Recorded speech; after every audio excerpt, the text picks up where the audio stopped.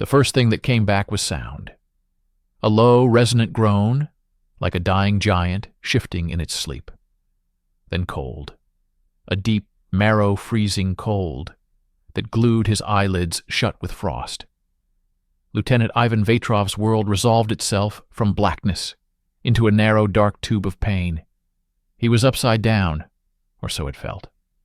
Every breath scraped his ribs. A terrible, jagged fire consumed his left leg from the knee down. His head was a swollen drum, throbbing with a memory of a cataclysmic impact. He forced his eyes open. A sliver of grayish light cut through the darkness from a crack above him. He was inside his tank. But it was wrong. The familiar interior of his T-34 was tilted at a sickening angle. The smells were a brutal assault. The sharp, electrical stink of ozone, the heavy fug of cold engine oil, and underneath it all, a sweet, cloying, meaty smell he knew too well. He tried to move his right arm, to push himself up. His hand slipped in something viscous and cold. In the dim light, his fingers were black with frozen blood that was not his own. Memory returned, not as a flood, but as a series of stark, shattered images. The order to advance across the open field, the deafening roar of the engine.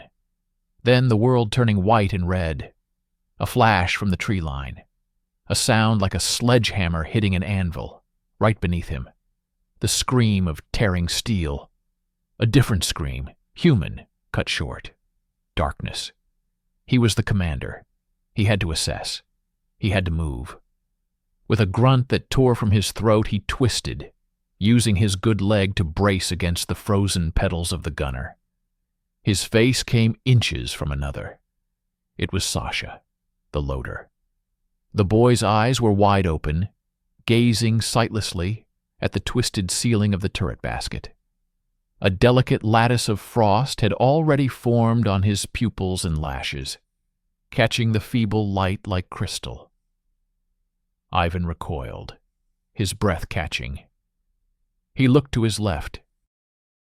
The gunner, Misha, was slumped over his sight, his head resting on the cold metal as if in deep sleep, save for the impossible angle of his neck.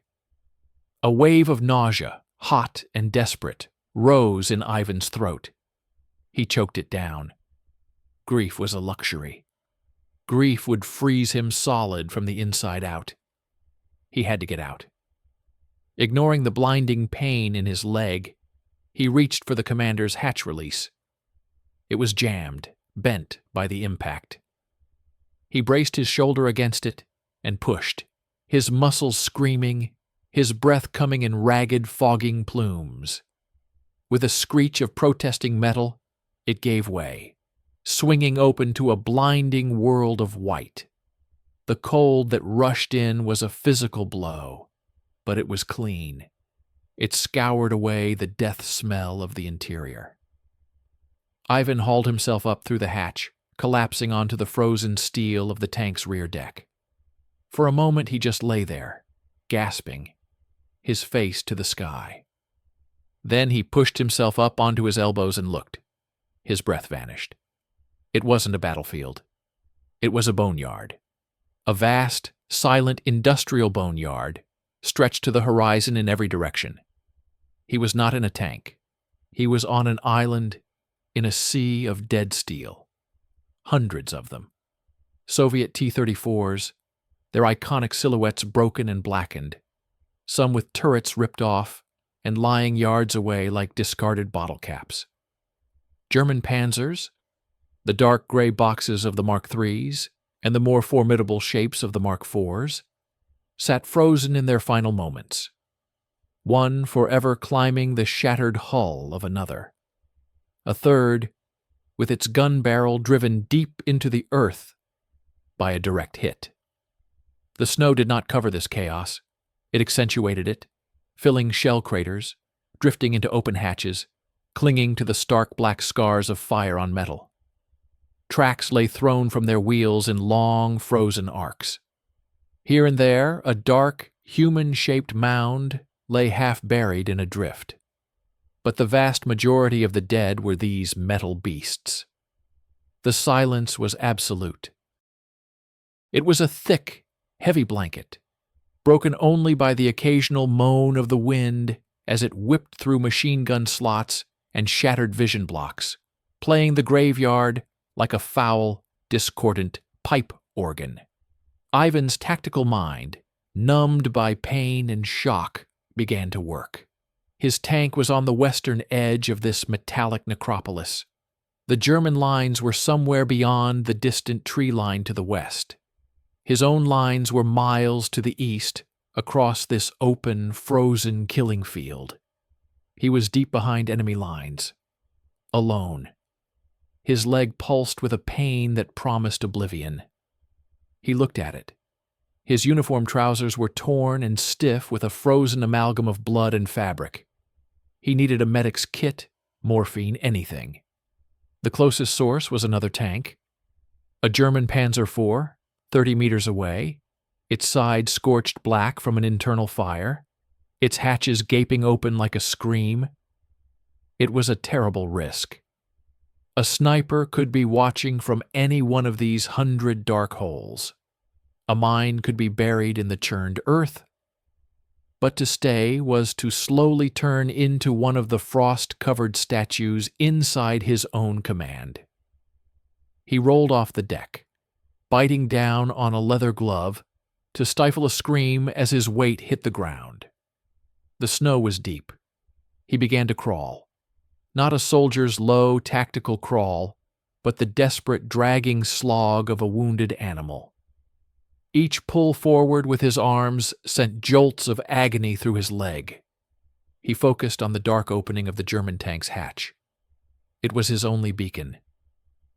Unteroffizier Erich Koller saw the graveyard not as a tactical nightmare, but as a landscape of profound, terrible beauty.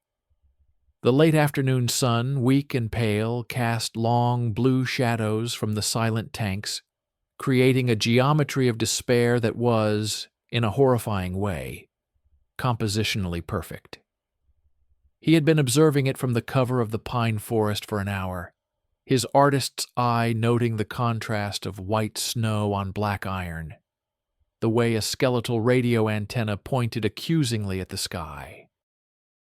His hands, clumsy in thick gloves, itched for his sketchbook, but a deeper animal instinct itched for survival. Eric was not supposed to be here. He was a ghost. His unit, a rear echelon supply column, had been erased by a storm of Soviet rockets 2 nights prior. He had been thrown into a ditch, the only survivor, surrounded by the burning remnants of trucks and the men he'd shared coffee with that morning. The memory was a series of flashes. The sudden sky filled with trailing fire, the concussions that felt like punches from God, the silence afterwards, more deafening than the explosions. He had run, not towards the German lines, but away from the front, into this no-man's land, this pocket of stalled hell. He was now a non-person. To the Russians, a target. To the Germans, a deserter. His only possessions were his rifle, a single potato masher grenade hooked to his belt, and inside his greatcoat, pressed against his heart, a small leather-bound sketchbook. Its last few pages held hurried, shaky sketches of the burning convoy. Not heroic, but truthful. It was that truth that had condemned him long before the rockets fell. He needed shelter before nightfall. The temperature would drop to levels that killed in minutes. The graveyard offered the only windbreaks. He chose a path, moving from the shadow of a gutted half-track to the frozen bulk of a Tiger tank, its mighty 88mm gun drooping towards the earth. His eyes scanned not for enemies, but for a coffin he could sleep in. He saw the Panzer IV with the open hatch. It looked relatively intact. A possibility. He never heard the Russian crawl. As Eric rounded the front glacis plate of the Panzer, his boot crunched on a piece of shattered periscope glass. He froze, heart hammering, and then he saw the trail. A deep, ugly furrow in the snow, leading from a Russian T-34 directly to his tank.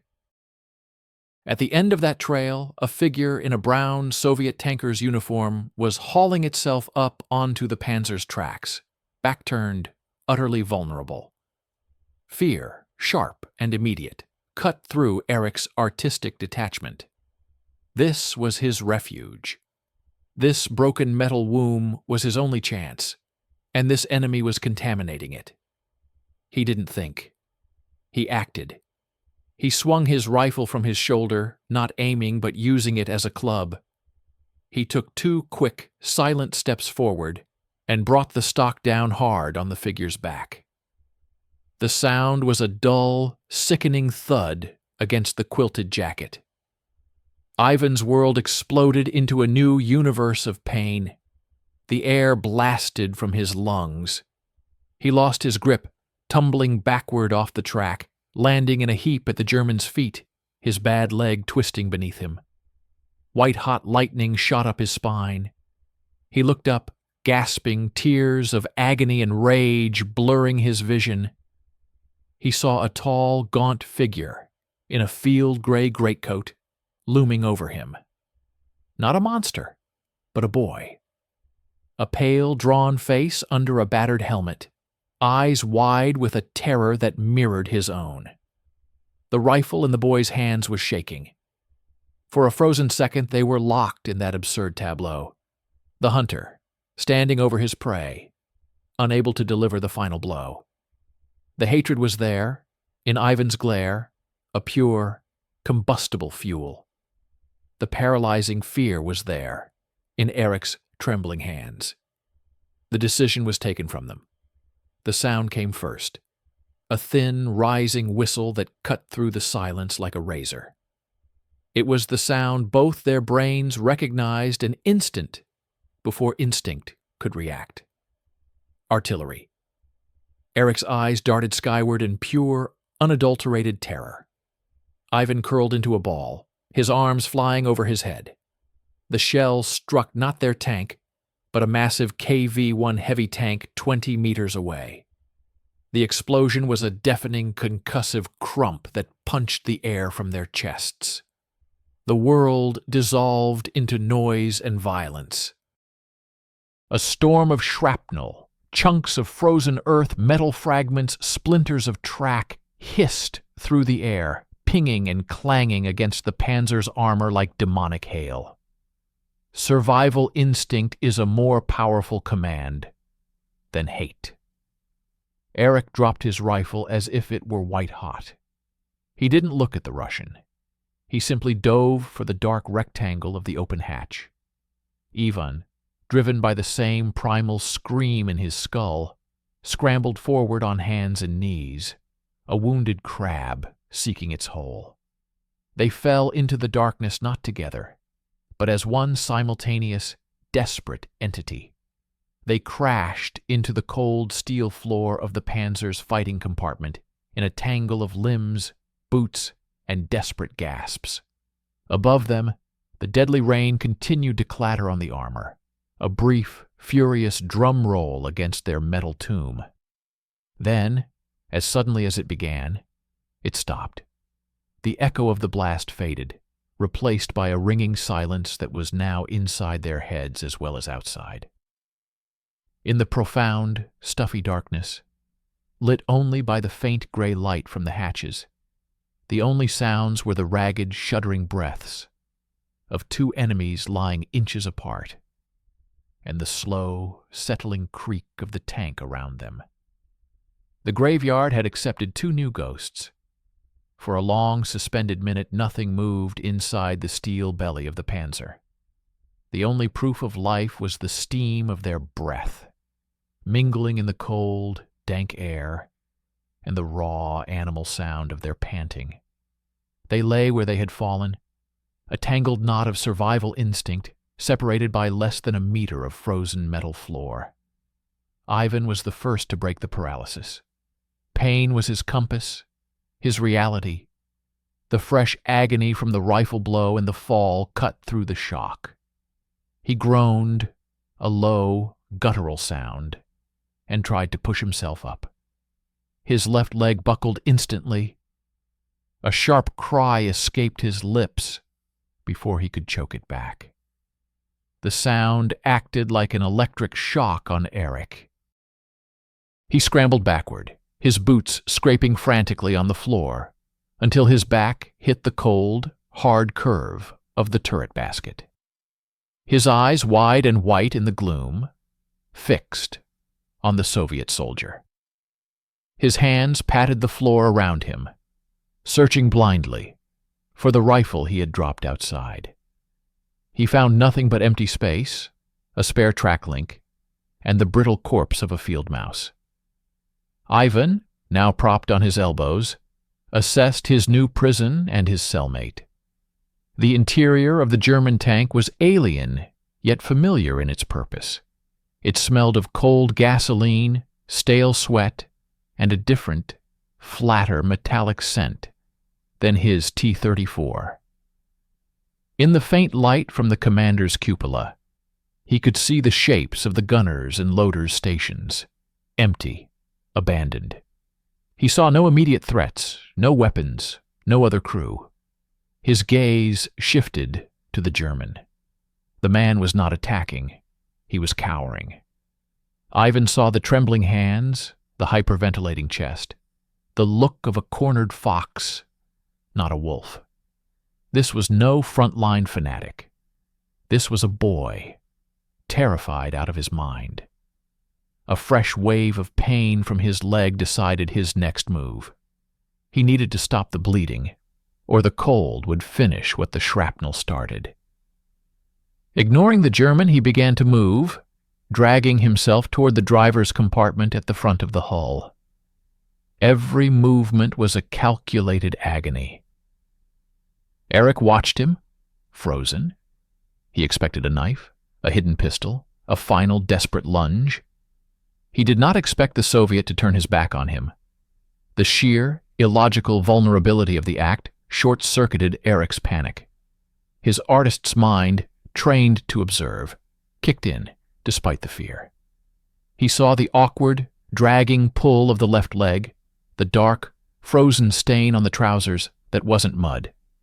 He saw the way the man's shoulders tightened with each inch gained, the suppressed winces. This was not a combatant. This was a dying man. Ivan reached the driver's seat. His fingers, numb and clumsy, fumbled with the small medical kit he knew was stowed there in Soviet tanks. It was a universal design. He found it, a small green metal box. He pulled it onto his lap, his breath held. He clicked the latch.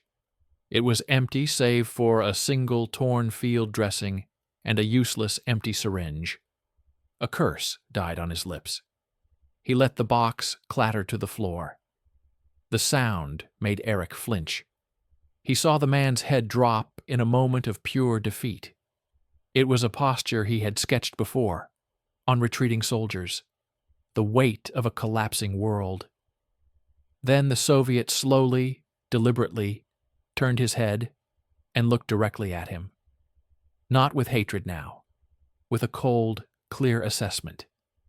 His eyes, dark in the shadowed compartment, flicked from Eric's face to the man's own uniform, scanning for the telltale bulge of a medical pouch on his belt. Eric understood. The demand was silent, physical, transcending language. You? Do you have something? His own instinct screamed, no. This was the enemy. To help was treason. It was madness.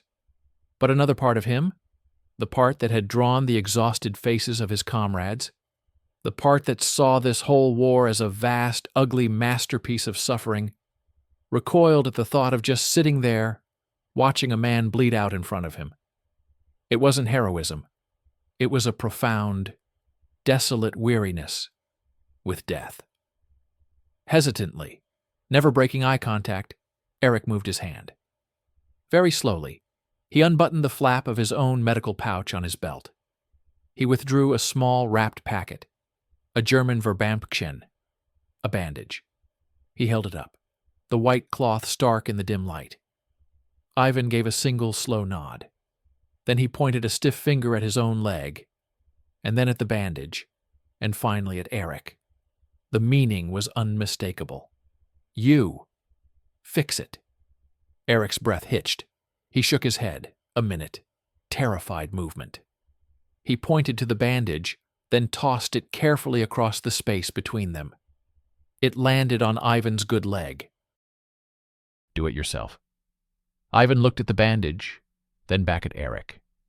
His face was a mask of pain and impatience.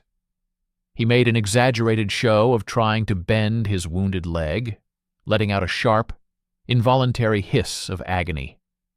It wasn't entirely an act.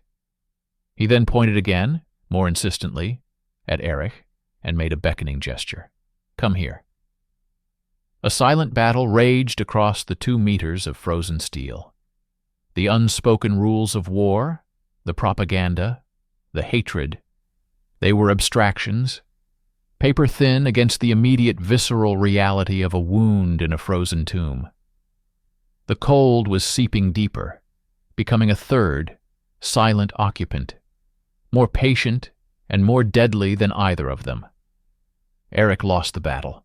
He moved not out of courage, but out of a coward's desire for the terrifying situation to simply change, to do something, anything, other than sit and wait to freeze or be killed. He crept forward on his knees, moving with the exaggerated care of someone approaching a wild, injured beast. He picked up the bandage from Ivan's leg.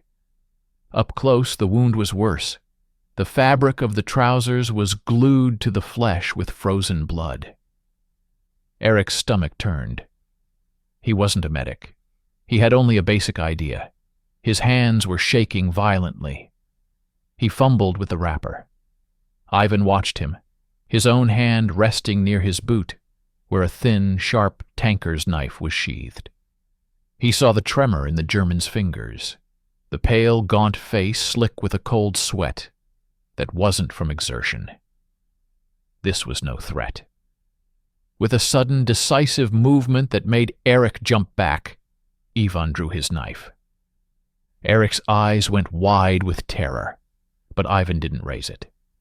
Instead, he used the blade to carefully, painfully cut away the frozen cloth around his wound, exposing the mangled flesh beneath.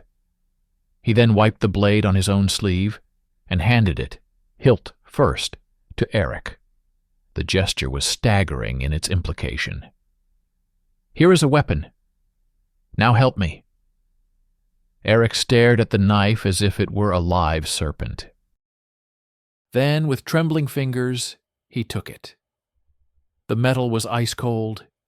He used it to cut the bandage wrapping, then, following Ivan's terse, grunted instructions and pointing gestures, he began the clumsy, gruesome task of trying to bind the wound.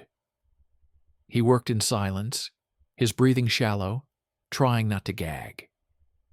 Ivan's face was a stone mask, but a muscle in his jaw jumped rhythmically with the pain.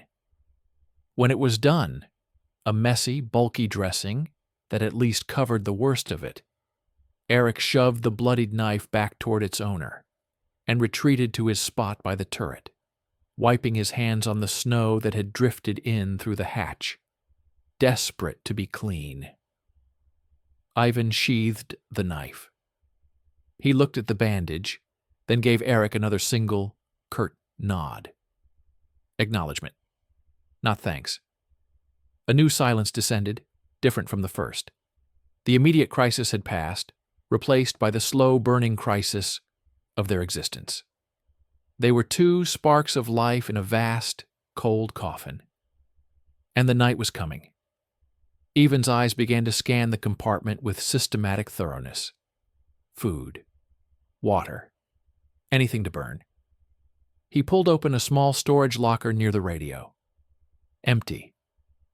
He dragged himself to the loader's side, found a canvas bag, It contained a few useless electrical components and a half-frozen, mildewed manual in German. Eric watched him, understanding the hunt. His own survival instinct finally began to function beyond fear. He knew this tank model slightly.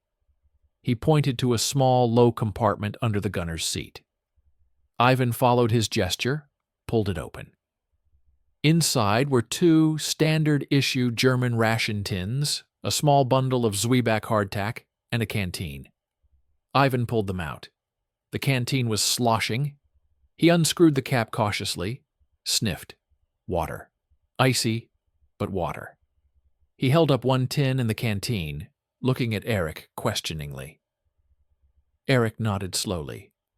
Yes, that's it. Ivan divided the spoils with a brutal, fair simplicity. He pushed one ration tin, a few pieces of Zwieback, and the canteen toward Eric. He kept the same for himself. They ate in total silence, the sound of their chewing and the occasional sip of water grotesquely loud in the confines. The food was tasteless, frozen, but it was fuel. As the last gray light of day faded from the hatch openings, the cold began to win. It crept in, relentless, settling into the metal until it burned to the touch. Their breath now hung in a permanent shimmering fog between them. Ivan, shivering uncontrollably, made a decision. Staying here, inactive, was death. He pointed at Eric, then at himself, then made a sweeping gesture around the tank's interior, and finally pointed upward, toward the hatch. His meaning was clear. We cannot stay here. We need more. We go out. Eric stared at him, horrified. Go out? Into the graveyard? In the dark? He shook his head vehemently, crossing his arms over his chest, shrinking into his greatcoat. Ivan's expression hardened. He pointed first to his own bandaged leg, then to Eric, then made the gesture of shivering violently, and then drew a finger across his own throat. His message was grimly eloquent. I am wounded. You are not. We will freeze to death here. We go, or we die. He didn't wait for agreement. He began the agonizing process of hauling himself back toward the hatch. His determination was a physical force in the small space. Eric watched him, trapped. The thought of being left alone in the dark, in this steel tomb, was suddenly more terrifying than the thought of the graveyard outside. With a shuddering sigh that was almost a sob, he pushed himself to his feet. He didn't help the Russian, but he didn't stop him either. He simply followed, a pale shadow, out of the belly of the tank and back into the vast, moonlit cathedral of the dead. The night outside was not black. It was a monochrome world of cobalt blue and silver, illuminated by a monstrous, swollen moon that hung low over the graveyard. It cast long, distorted shadows from the tanks, transforming them into frozen leviathans, petrified in some ancient, silent battle. The cold was no longer an element. It was the air itself, a crystalline solid that scraped the lungs with each breath and made the slightest movement a monumental effort. Ivan emerged first, his face a grim mask of concentration. The cold was a savage counterpoint to the fire in his leg, a duality of torment that sharpened his senses to a needlepoint. He scanned the landscape, not as a soldier now, but as a scavenger king surveying his ruined domain. The moonlight glittered off 1,000,000 frost crystals on the steel, making the graveyard shimmer like a perverse diamond field. The silence was absolute, deeper than the ocean. Eric slithered out behind him, his movements hesitant, bird-like. The vastness of the scene under the moon stole his breath, his artist's soul crushed by fear, stirred unwillingly. The composition was terrifyingly sublime, the geometric chaos, the play of stark light and impenetrable shadow. He wanted to capture it, to frame this awful beauty, and the desire sickened him. He hunched his shoulders, making himself small. Ivan had a plan. Survival was an engineering problem. The Panzer was a refrigerator. They needed better shelter, insulation, supplies. His eyes settled on a target 50 meters away. A Soviet KV-1 heavy tank, a colossal beast that had taken a hit low on its side. It listed heavily, but its massive bulk and mostly intact hull promised relative warmth and space. More importantly, it was his technology. He knew its layout, its potential secrets. He pointed towards the KV-1, then looked at Eric, his expression leaving no room for debate. He began to crawl, not the desperate drag of before, but a slow, deliberate, and agonizingly quiet traverse. He used the shadows of other wrecked vehicles as cover, moving from the hulk of a personnel carrier to the frozen corpse of a horse and its overturned cart. Eric had no choice but to follow. The emptiness was too vast, the silence too accusing. Staying put felt like waiting to be claimed by the moon itself.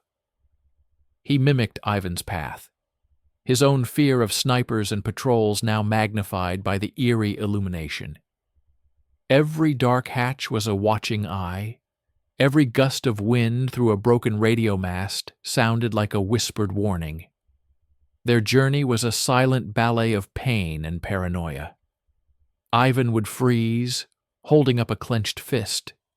Eric would stop, heart pounding, scanning for what the Russian had seen.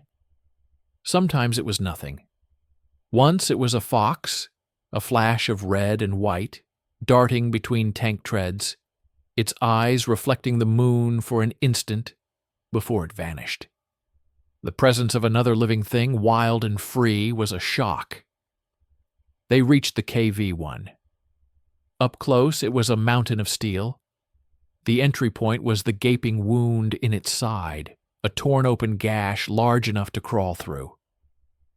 Ivan paused at the edge, listening. Only the wind. He gestured for Eric to wait. Then, with immense effort, pulled himself up and through the jagged opening, disappearing into the absolute blackness within. Eric stood outside, utterly exposed. The seconds stretched. Panic began to bubble up. Had it been a trap? Was the Russian securing the space to finally kill him in private? He was about to turn and flee into the maze when a faint, yellow light flickered to life inside the tank. Not the bright flare of a match, but the soft, warm, inconsistent glow of a shmogyar, a homemade Soviet tank stove, usually a tin can with fuel and a wick. A hand appeared in the opening, waving him in. Eric climbed inside. The interior of the KV-1 was cavernous compared to the Panzer. The air was still frigid, but dead, without the biting wind. And in the center of the fighting compartment, Ivan had managed to light the small stove. It was a miracle of resourcefulness, a salvaged oil can, a strip of cloth from a dead crewman's undershirt as a wick, a few precious centiliters of machine oil siphoned from a broken line. The flame was tiny, but in that pitch darkness, it was a sun. It painted their faces in dancing, living shadows. Ivan was already at work, a spectral figure in the gloom. He had found a treasure trove. From deep within the tank's storage bins, he was pulling out the ghostly belongings of its dead crew: a thick felt Ushanka hat, a pair of woolen fingerless gloves, a half-empty bottle of spurt, industrial alcohol, a small sack of coarse tobacco, and, most precious of all, 2 heavy, gray, Red Army blankets, slightly damp, but intact. He didn't hoard. He divided. He tossed one blanket and the gloves toward Eric. He kept the hat and the other blanket for himself. He held up the bottle of spurt, took a small, cautious sip, his face contorting at the burn, then offered it to Eric. Eric hesitated, then took it. The liquid was fire, tracing a path of artificial warmth down his throat and into his stomach. It was the first warmth he had felt in days. He coughed, his eyes watering, and handed it back. This was not camaraderie. It was logistics. They were a two-man unit now, stripped of ideology, reduced to the bare calculus of survival. A stronger, warmer unit had a better chance. Ivan's actions were as cold and efficient as the world outside. Optimize resources, minimize weakness. With the immediate need for warmth addressed, Ivan's hunt continued. Using the faint light of the stove, he explored the driver's compartment. He gave a low grunt of satisfaction. He emerged with a prize, a standard-issue Red Army medkit, larger than the German one. Inside was a treasure of gauze, real bandages, a small scalpel, and, nestled in a separate compartment, a single precious ampule of morphine and a syringe. He didn't look at Eric. He prepared the injection himself, his movements clinical. Rolling up his sleeve, he swabbed a patch of skin with a drop of spurt, broke the ampule, filled the syringe, and pushed the needle in. His body shuddered as the drug hit his system. The relief was almost immediate. The terrible, grinding tension in his face began to smooth out. The pain receded from a roaring inferno to a dull, manageable ache. For the first time, his breathing slowed to something near normal. Eric watched the ritual, mesmerized. It was an intimate act of self-preservation, both brutal and skillful. He wrapped himself in the scratchy blanket, the wool smelling of engine grease and old sweat, and huddled closer to the tiny stove. The warmth was negligible, but the light was everything. It pushed back the suffocating blackness of the tank, the ghosts of its former crew, the immense waiting cold outside. In that small pool of light, the dynamic solidified. Ivan was the architect, the scavenger, the pragmatist. Erich was the witness, the follower, burdened with a consciousness that saw more than just utility. He looked at the Russian's face, now relaxed in a morphine haze, and saw not a monster, but a man in profound exhaustion. He saw the careful division of spoils, the unspoken rules being established.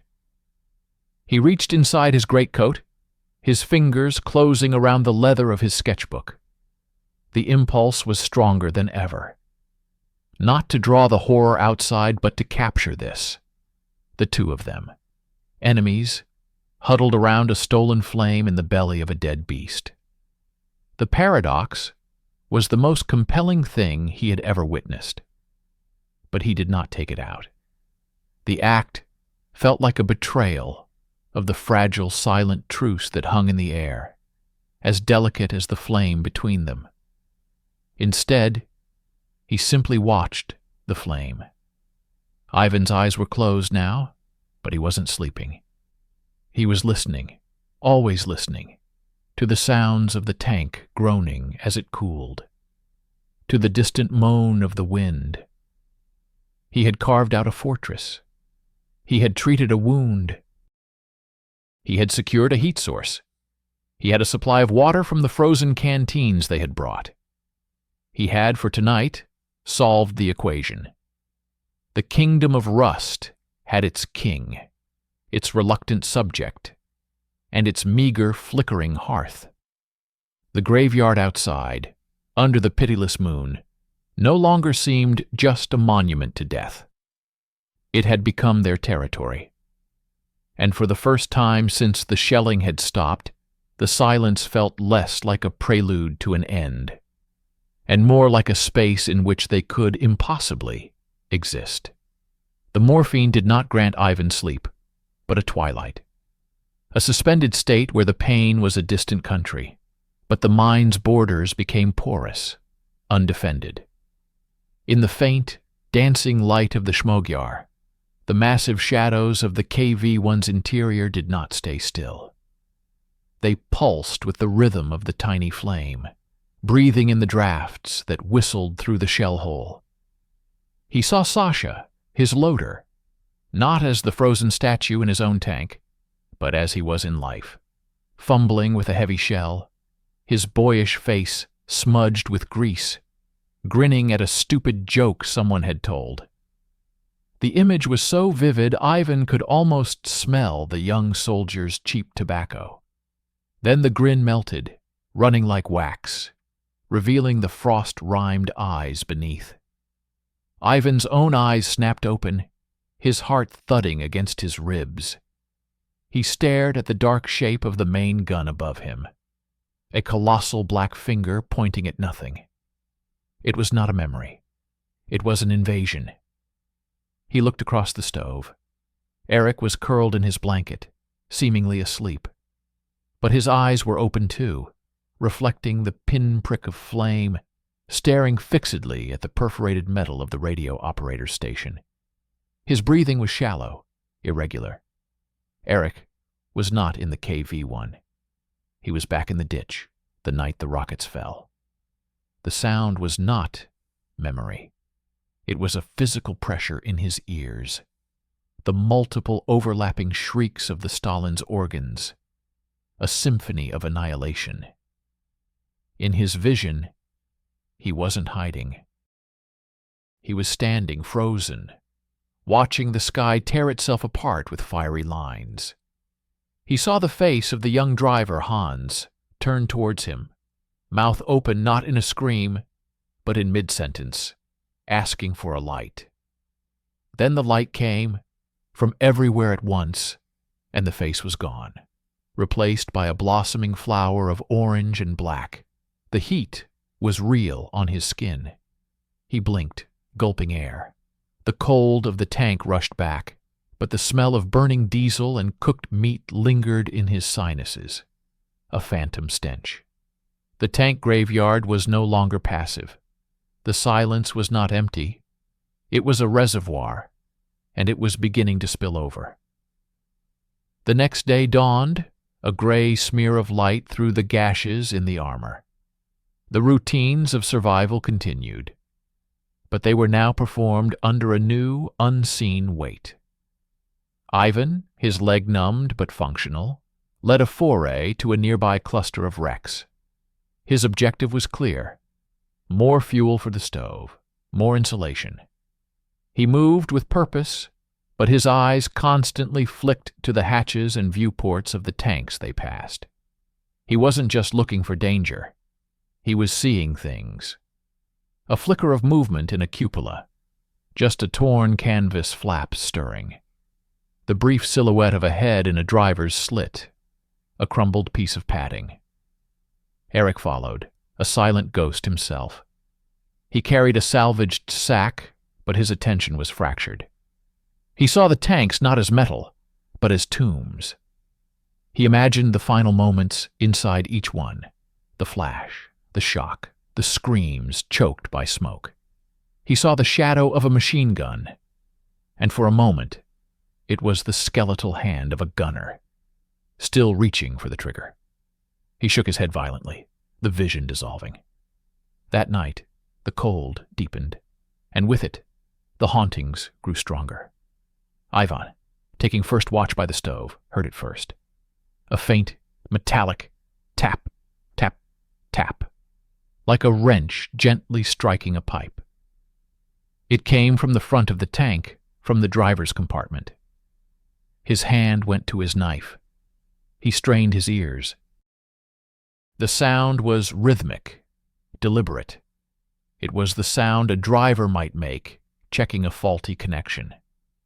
He knew rationally it was the contracting metal, some loose piece swaying in the wind, finding a new point of contact. But the rhythm felt intentional. He crept forward, the morphine haze making the world swim. He peered into the dark driver's hole. Moonlight streamed through the vision block, illuminating the empty seat, the frozen levers. Nothing. But as he turned away, he heard it again, clearer now. Tap, tap, tap from right behind him. He spun, knife raised. It was Erich, asleep, his teeth chattering uncontrollably in the cold, his lower jaw tapping against the collar of his greatcoat. The mundane truth was more unnerving than a ghost. For Erich, the assault was visual. He awoke from a shallow doze to see the opposite wall of the tank lit by the dying embers of the stove, swimming and reforming. The stains of oil and fire resolved into faces. The faces from his sketchbook, the ones he had drawn on the march. The old sergeant with a 1,000-yard stare, the laughing cook, the terrified recruit. They stared back at him from the steel, their expressions accusatory. "You drew us," the faces seemed to whisper. "You captured our souls on paper, and now you live while we are rust." He pressed the heels of his hands into his eyes until he saw sparks. The isolation was doing its work. They were marooned not just in space but in time, surrounded by the physical evidence of a violent past that refused to stay past. The graveyard was asserting its narrative. It was a place of endings, and they, by continuing to breathe, were an anomaly it sought to correct. A breaking point came on the third night. A storm blew in, howling across the plain, shaking the tanks in their frozen graves. The wind screamed through every crack and hole, playing the graveyard like a colossal, mad organist.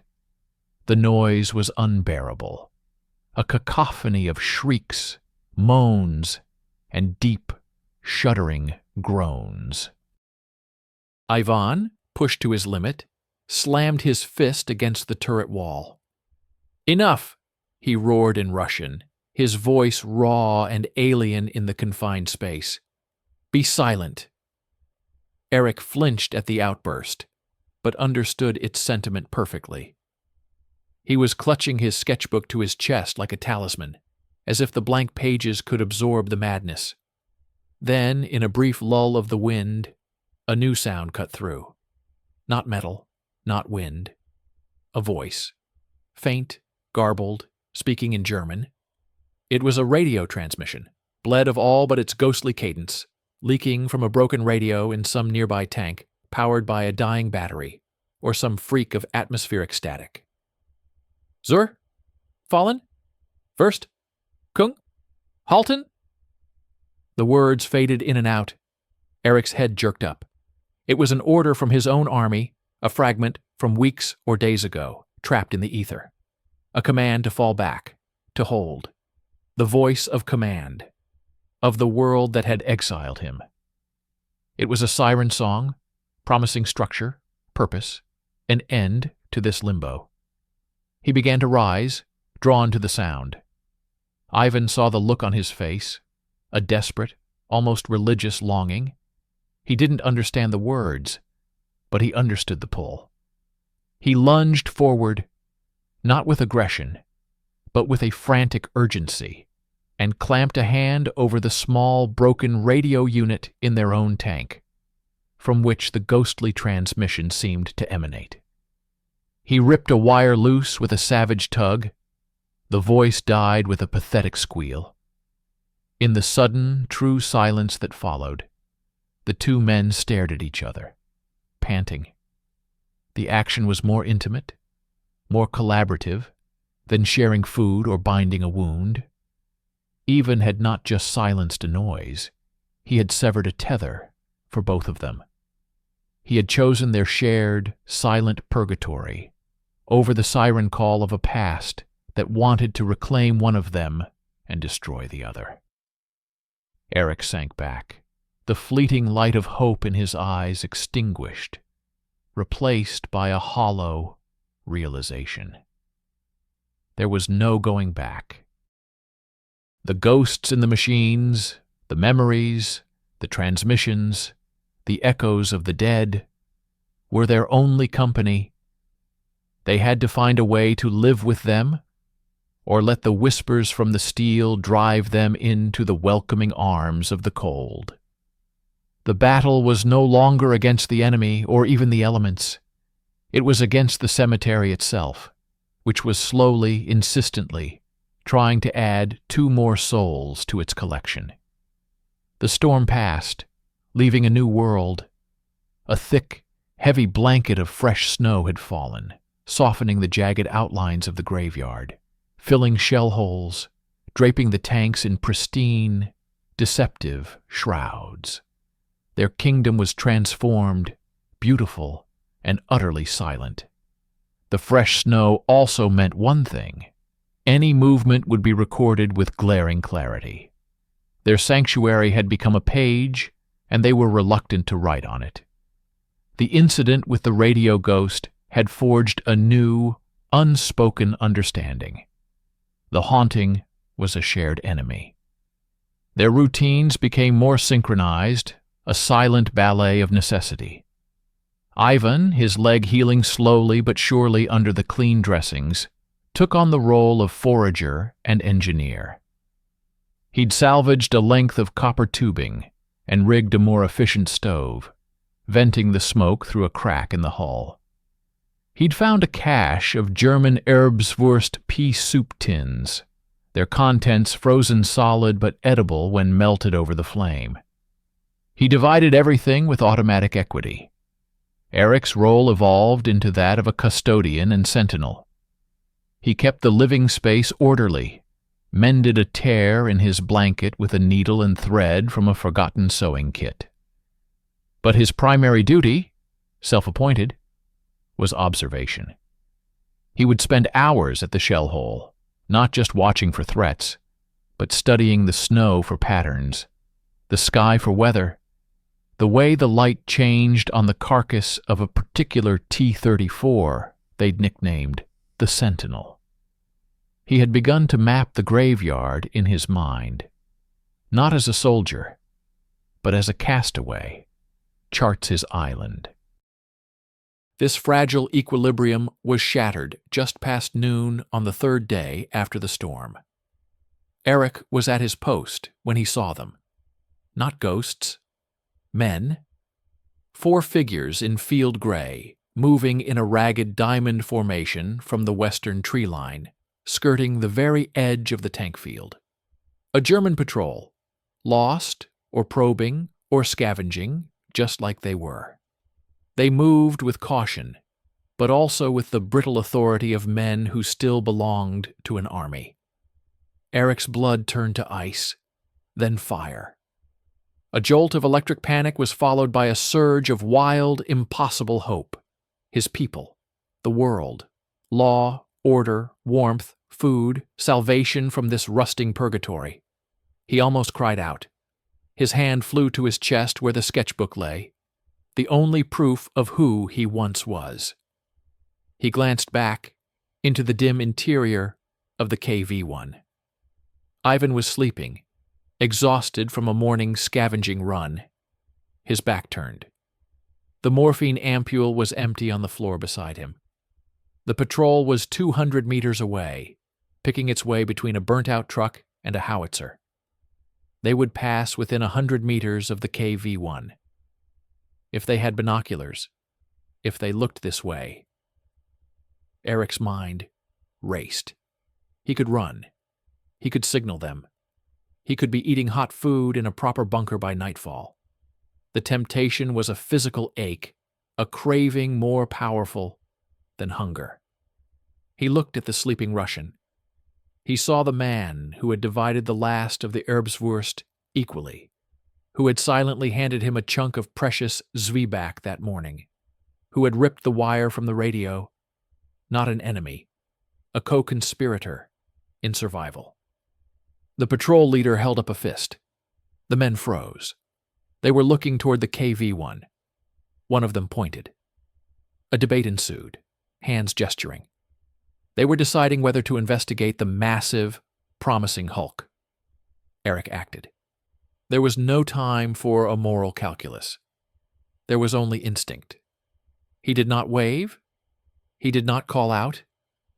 Instead, he did something utterly unexpected. He broke a long, brittle icicle from the edge of the shell hole. Then, moving with a sudden frantic energy, he began to sweep their tracks, not just near the tank, but in a wide, frantic arc, using the icicle as a crude broom, blurring the footprints that led from their hideout to the latrine area, to the nearby wreck they used for supplies. He worked like a man possessed, erasing the evidence of their existence. From inside, Ivan stirred at the strange, scraping sound. He rolled over and saw Eric's legs, saw the snow flying. He crawled to the opening, his eyes narrowing. He saw the German patrol instantly. His hand went to his knife, his body tensing for a fight or for flight. Then he saw what Eric was doing. Not signaling, not preparing to betray. He was concealing. He was protecting their secret. The patrol leader shrugged. The argument was over. Investigating the giant tank was deemed not worth the risk. They turned, continuing their skirting path, and were soon swallowed by the maze of wrecks on the far side. When the last gray coat vanished, Eric stopped. He was panting, sweating despite the cold, his heart hammering against his ribs. He dropped the icicle and turned, sliding back into the tank. He found Ivan staring at him, not with suspicion, but with a deep, unreadable intensity. The air between them was charged, thick with what had just not happened. Eric pointed in the direction of the vanished patrol, then made a sharp cutting motion across his own throat. He then pointed to himself, to Ivan, and to the stove. His meaning was clear, final. Them, out there, means death. Us, in here, means life. I choose here. Ivan held his gaze for a long moment. Then slowly, deliberately, he nodded. It was not the curt nod of acknowledgement from before. It was deeper, heavier. It was a pact sealed in silence. He reached for the sack of supplies, pulled out one of the last tins of meat, and without dividing it, handed the entire tin to Eric. A reward. A tribute. A king sharing his spoils with a lieutenant who had just proven his ultimate loyalty. Eric took it, his hands no longer trembling. But the violation of their sanctuary had changed things. The graveyard was no longer just their kingdom. It was a contested territory. The patrol's appearance was a crack in their isolation, a reminder that the war outside was still swirling, and it could stumble back into their world at any moment. The comfortable numbness of routine was gone, replaced by a new, sharp-edged anxiety. That evening, as they ate, Ivan began to plan. He took a piece of charcoal from the stove and started drawing on a flat piece of armor plating he'd pulled inside. It was a map. He sketched the rough positions of key tanks, avenues of approach, blind spots. He pointed to the eastern edge of the field, then to his own chest, then made a walking motion with his fingers. His plan was forming. When his leg was strong enough, they would move. They would leave the relative comfort of the KV-1 fortress and begin a perilous journey across the graveyard, towards the distant Soviet lines. It was a death wish, but staying was now a death sentence waiting to be delivered by the next patrol. Eric watched the lines take shape. He understood. The pact of survival had just escalated. It was no longer about enduring the tomb. It was about escaping it, together.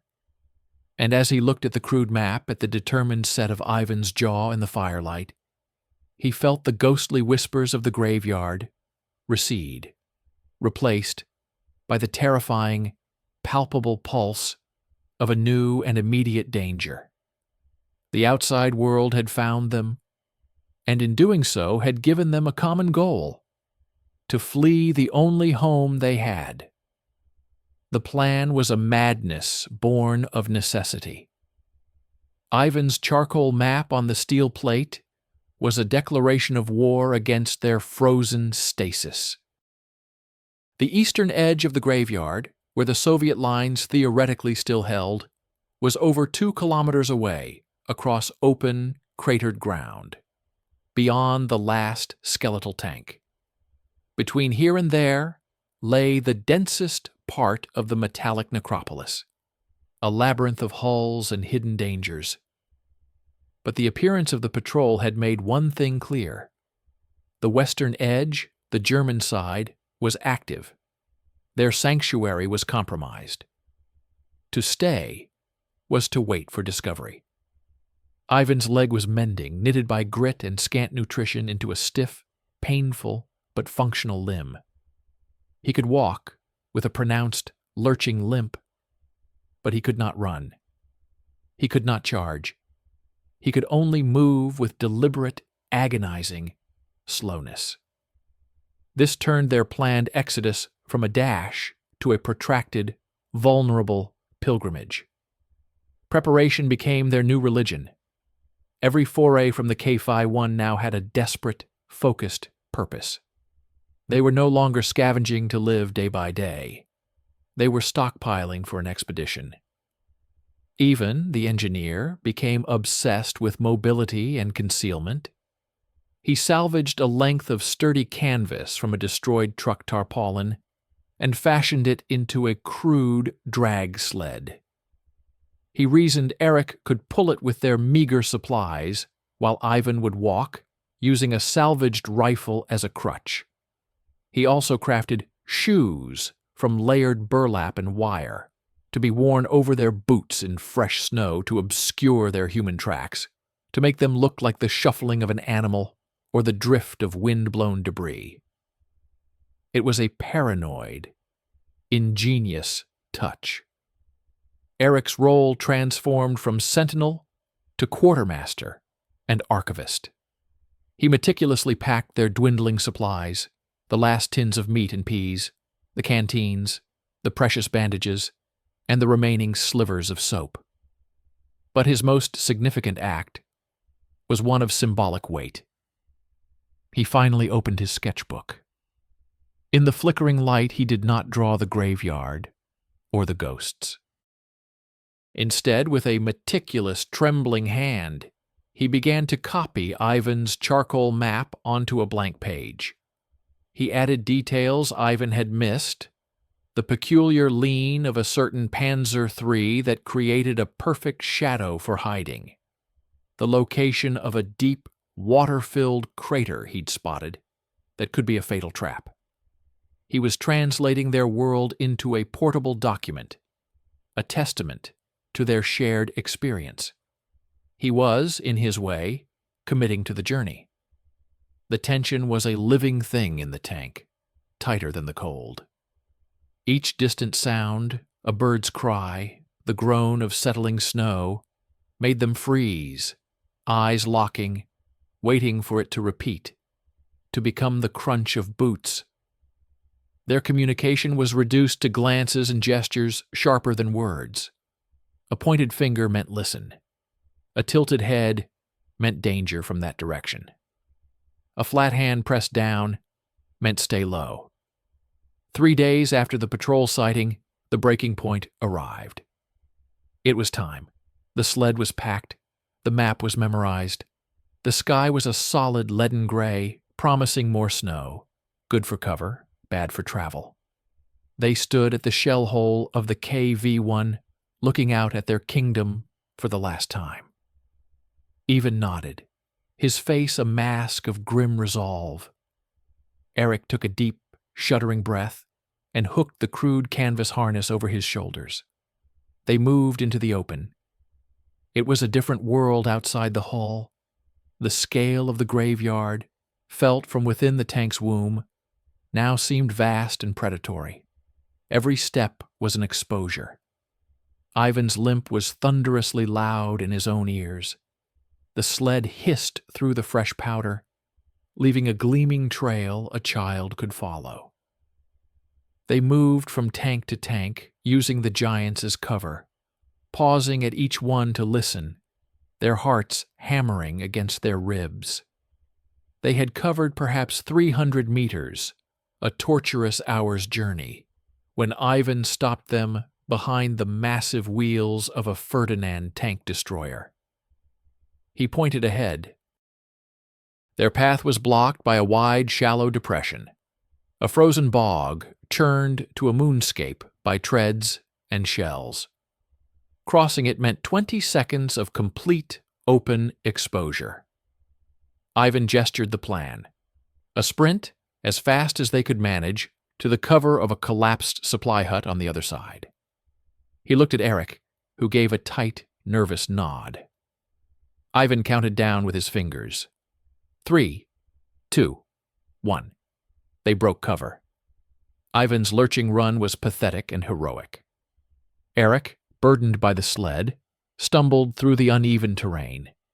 The open space yawned around them, the watching hatches of 100 dead tanks feeling like eyes. They were halfway across when the sound cracked the sky. Not a rifle shot.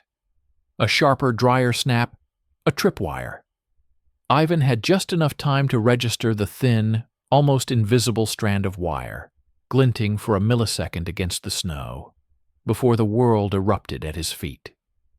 The mine was a German S-mine, a bouncing Betty, buried years ago and forgotten by everyone but the graveyard. The primer detonated with a muffled thump, launching the canister waist-high before its main charge exploded. Ivan was swatted from the air like a fly. The force lifted him and threw him backward 5 meters. A storm of ball bearings shredded the canvas sled, tore through Eric's greatcoat, and peppered the snow with their supplies. Tins of food exploded into glittering shrapnel. Canteens were punctured, their precious contents forming instant, grotesque ice sculptures. Silence rushed back in, ringing absolute.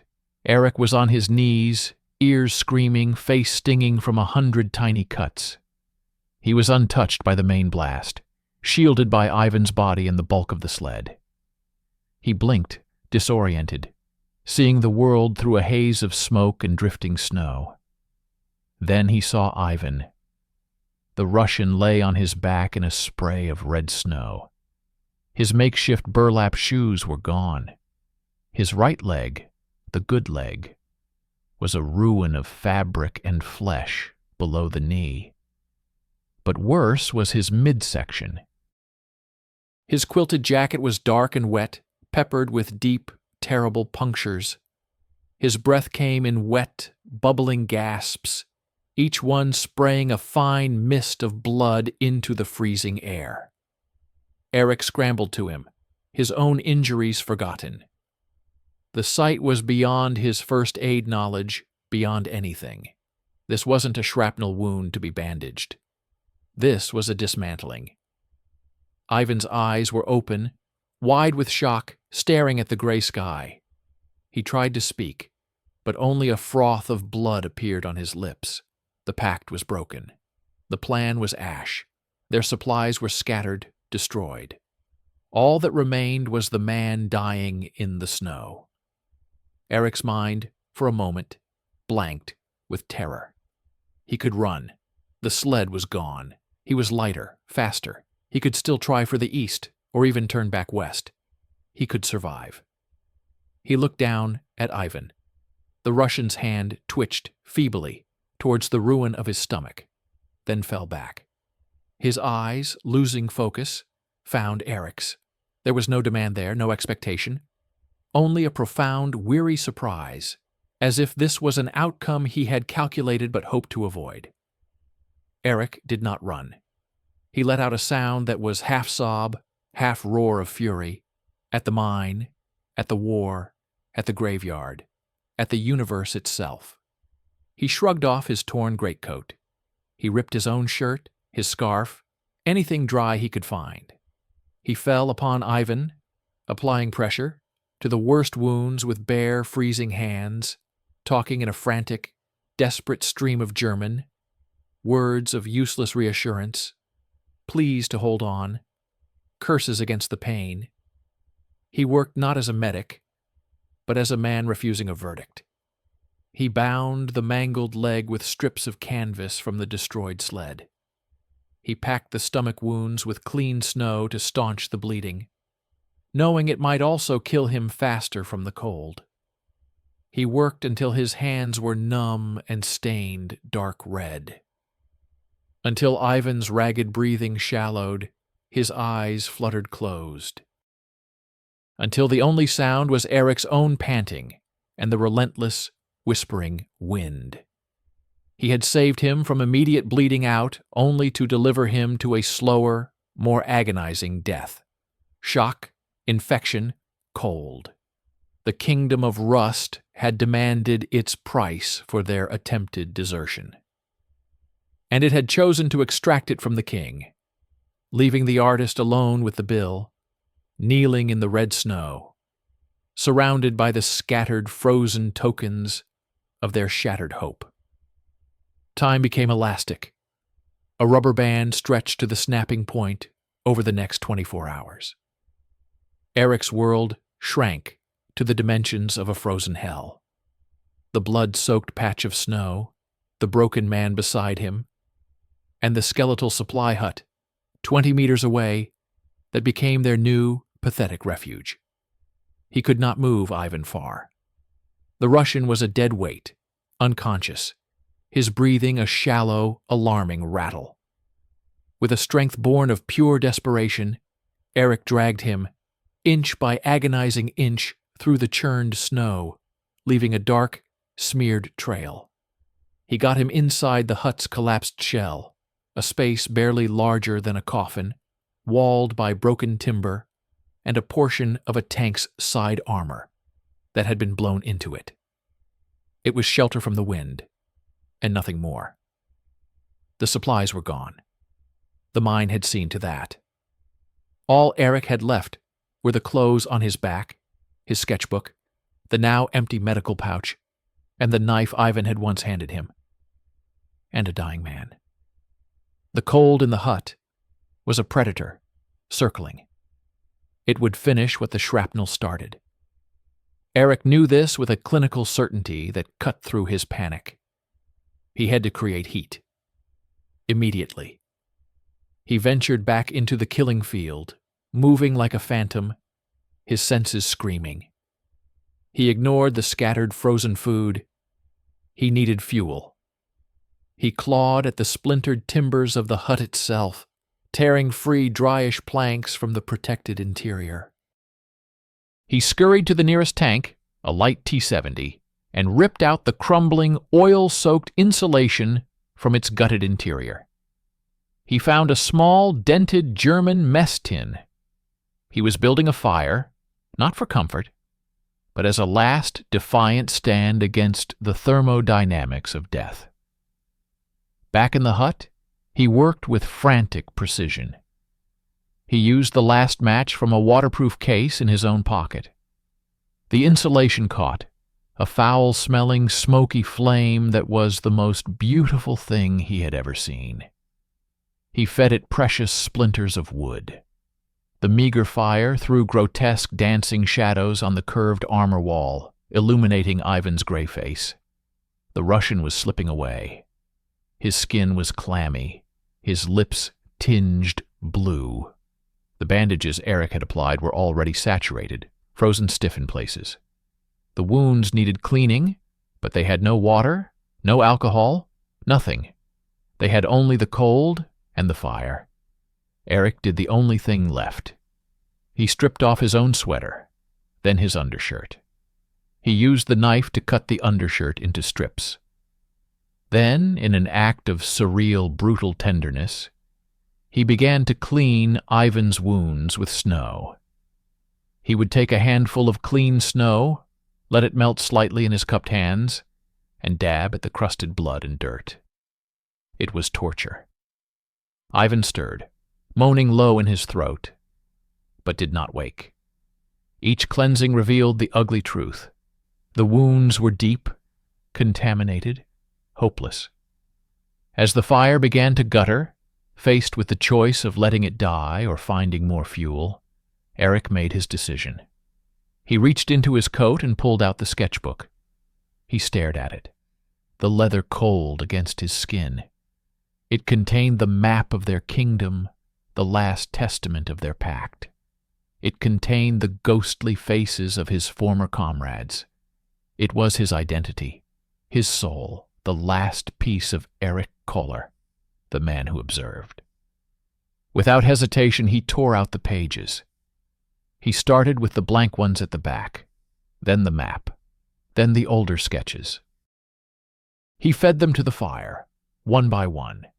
The paper curled, blackened, and ignited with a bright, eager flame.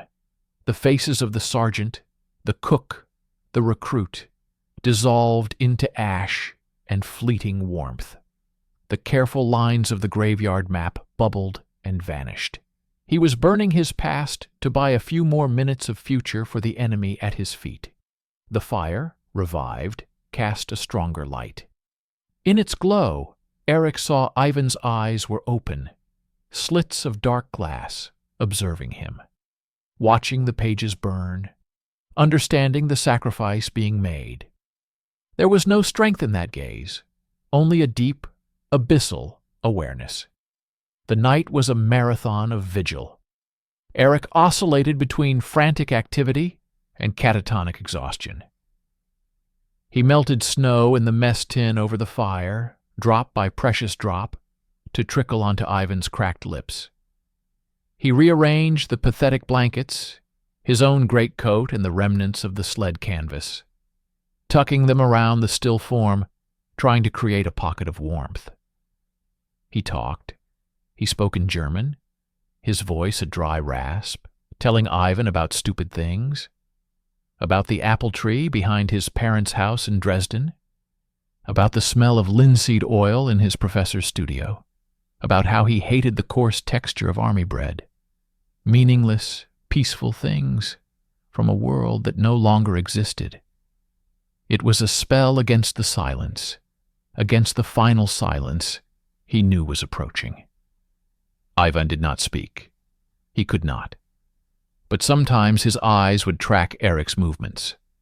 Once, his less injured hand moved a few centimeters through the straw and dirt, a weak, aborted gesture that might have been an attempt to reach out. Near dawn, the crisis peaked. Ivan's body was racked by violent, shuddering tremors.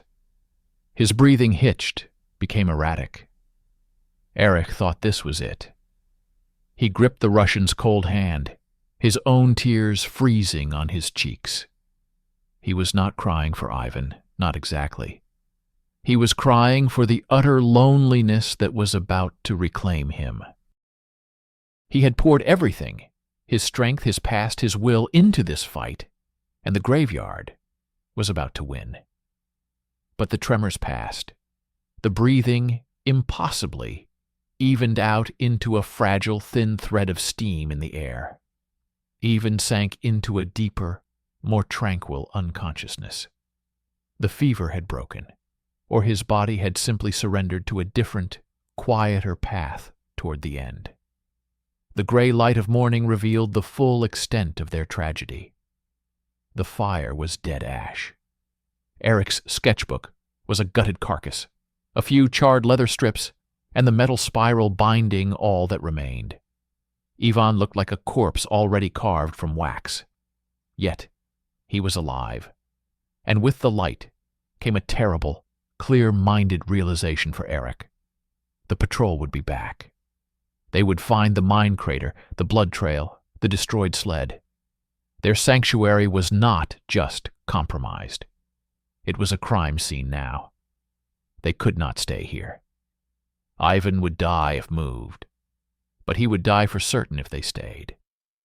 A new plan, born of despair, and a twisted, unbreakable loyalty formed in Eric's mind.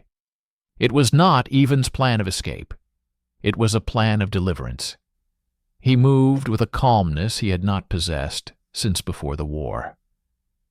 He used the last of his strength to create a new drag sled, this time from the largest, flattest piece of splintered timber from the hut wall. He lined it with the last dry straw and what remained of the canvas. Then, with infinite care, he lifted Ivan onto it. The Russian was shockingly light, a bundle of bones and frozen cloth. He did not wake. Eric took the leather cord from his own neck, the one that had held his identification tags, now lost. He used it to secure Ivan to the sled. He then took Ivan's knife, their knife, and cut a long, straight pole from a broken roof beam. A staff, a tool for walking, for probing for mines, for whatever lay ahead. He did not look east towards the Soviet lines. He knew Ivan would never make it. Instead, he looked north, towards a denser, more chaotic part of the graveyard that sloped down towards a frozen creek bed, a no-man's land within no man's land. It was not a direction to salvation. It was a direction to obscurity. He hooked the crude harness over his raw shoulders. He took one last look at the blackened circle of their fire, the ashes of his past. Then he leaned into the weight. He began to walk, pulling the sled behind him, not towards hope, but towards a semblance of peace. He would find a deep shadow, a hidden crevice between the giants, a final quiet crypt where the graveyard would not be disturbed by patrols, where Ivan could die without being found by either side, where he, Eric, could fulfill the only covenant that mattered anymore, that his companion, the architect of their shared survival, would not die alone in the snow, but in a chosen tomb, pulled there by the hand of the only friend left in the world. The sled runners hissed through the fresh powder, heading deeper into the heart of the rusting kingdom, towards an end of their own making. Eric walked for an eternity, measured in heartbeats and dragging steps. The world dissolved into a monochrome blur of pain and purpose. The weight of the sled was the weight of the entire graveyard, the weight of the war, the crushing weight of a promise he had never spoken aloud. His shoulders burned, then numbed. His breath sawed in his lungs, each gasp a dagger of cold. He did not look back at his burden. To see Ivan's still form was to risk the collapse of his will. He navigated by instinct, descending into the topographic wound of the frozen creek bed. Here the wrecks were not just placed, they were thrown. A monumental ISU-152 assault gun lay on its back like a dead beetle, its massive gun barrel buried in the opposite bank. A cluster of German half-tracks formed a frozen, metallic thicket. The snow was deeper, less disturbed, a white blanket over a deeper layer of industrial carnage. He found the place where the creek bent sharply, undercutting the bank. There, the hull of a shattered Panzer IV and the crumpled rear of a Soviet supply truck had collided and settled together, forming a sheltered alcove, a cave of twisted steel and shadows. It was hidden from the plain above, protected from the wind. It was a perfect tomb. With the last of his strength, Eric maneuvered the sled into the deep shadow of the alcove. He untied the leather cord and, with a tenderness that contradicted every muscle screaming in protest, lifted Ivan from the sled and laid him on a bed of undisturbed snow beneath the overhang. The Russian's face was pale as marble, his breathing so shallow it barely misted the air. He was a sculpture of approaching death. Eric sank beside him, his own body trembling with exhaustion. The run of adrenaline that had carried him this far was spent. He had done it. He had delivered them to a place of quiet. The patrols would not come here. The war had already been here and moved on. Now there was only the waiting. He built one last fire, The fuel was scraps, a handful of dry weeds from under the truck, a piece of rotten canvas from a seat, a few precious slivers of wood shaved from the sled pole with Ivan's knife. The flame was tiny, pathetic, a dying echo of the blaze that had consumed his sketchbook. It provided no real warmth, only a focal point in the gathering dusk. He tried to give Ivan water, melting the last clean snow in the mess tin. Most of it ran down the unresponsive man's chin. Eric gently wiped it away with the edge of his sleeve. The simple human gesture felt more intimate than any of the wound-tending, more profound than sharing food. It was an act of care, pure and pointless. As the brief winter day faded, the true cold descended. It was a cold that seemed to emanate from the earth itself, from the frozen creek, from the heart of the steel around them. Eric knew his own limits were approaching. The fire would die. His clothes were inadequate. To sleep was to not wake up. He looked at Ivan.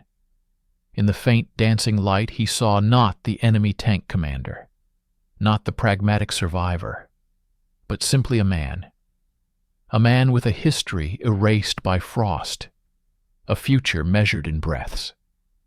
The great simplifying truth of the graveyard finally settled upon Eric. Here, at the end of all things, there were no Germans, no Russians. There were only the living and the soon-to-be dead. And he had chosen, irrevocably, which side of that line he stood on. He made his final decision. He lay down beside Ivan, pressing his own shivering body against the man's still, cold form. He pulled the remains of the canvas and his tattered greatcoat over both of them, creating one shared, fragile pocket of dwindling warmth. He was using his own living heat as a buffer against the void, sacrificing his own margin of survival to buy minutes, perhaps an hour, of slightly less cold for the dying man. He did not do it out of heroism. He did it because he could not bear the thought of Ivan dying alone in the dark, and he could not bear the thought of watching it from a distance. This was the final logic of their pact. They had shared food, fire, shelter, and fear. Now they would share this. The night deepened. The stars were needle-sharp and cruel in a sky of absolute black. The silence was complete, a physical pressure. Eric held on to consciousness by a thread. He listened to Ivan's breath, counting the long, terrifying pauses between each weak exhalation. Then, in the deepest part of the night, Ivan stirred.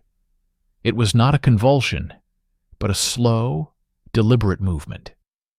His head turned slightly on the snow. His eyes opened. They were clear, preternaturally calm, as if the pain and the fever had burned everything away, leaving only a quiet awareness. He looked at Eric, whose own face was inches from his own in the dark. He tried to speak. His lips formed a word, soundless. Eric saw the shape. It was not in German. It was a name, a Russian name, perhaps a wife, a child, a mother, a fragment of a life he was leaving behind. Then, with immense impossible effort, Ivan moved his right arm. It was the arm that had once handed Eric the knife. It trembled violently as it slid from under the covers. His hand, bare and blue with cold, found Eric's hand where it lay between them, clutching the canvas for warmth. Ivan's fingers were like ice. They did not grip. They simply rested over Eric's, a touch as light as a falling leaf and as heavy as the world. It was the acknowledgement, a thanks, a passing of the watch. Eric did not move. He held that gaze, letting the cold hand lie over his. He gave a single, slow nod, a message sent and received. I am here. You are not alone. Minutes passed, or hours. The touch remained. Then, slowly, the light in Ivan's eyes began to change.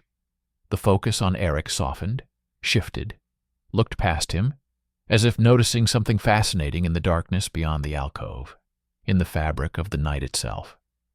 His breathing, which had been a faint, ragged thread, grew slower and slower, and then it simply ceased.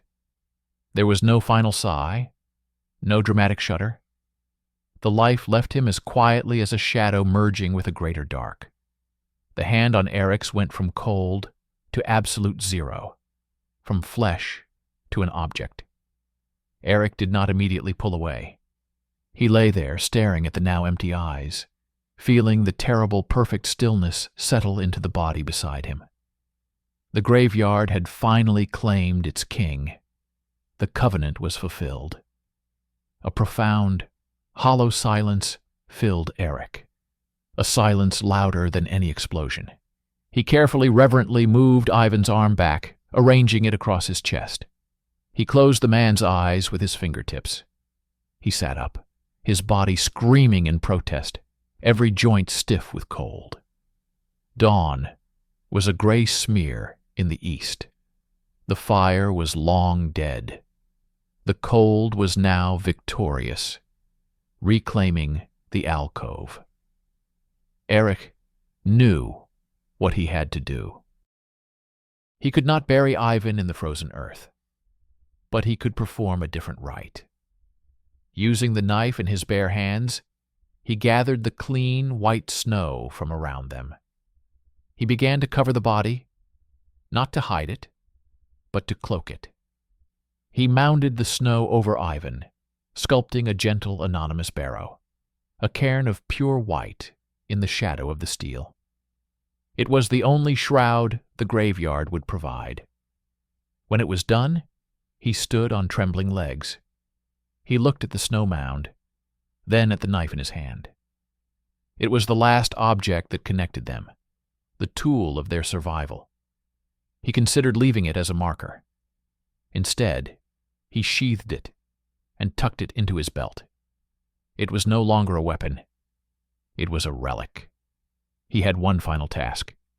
He took the sled pole and, walking to the edge of the frozen creek, he snapped it over his knee.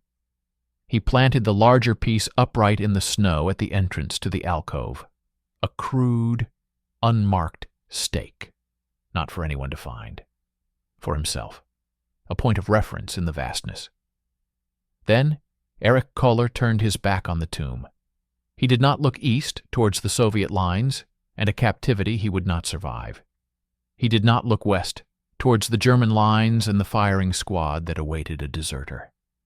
He looked north, along the path of the frozen creek, into the deep, unmarked forest that bordered the graveyard. A wilderness beyond the war, beyond the kingdoms of rust. He had no plan, no food, no past.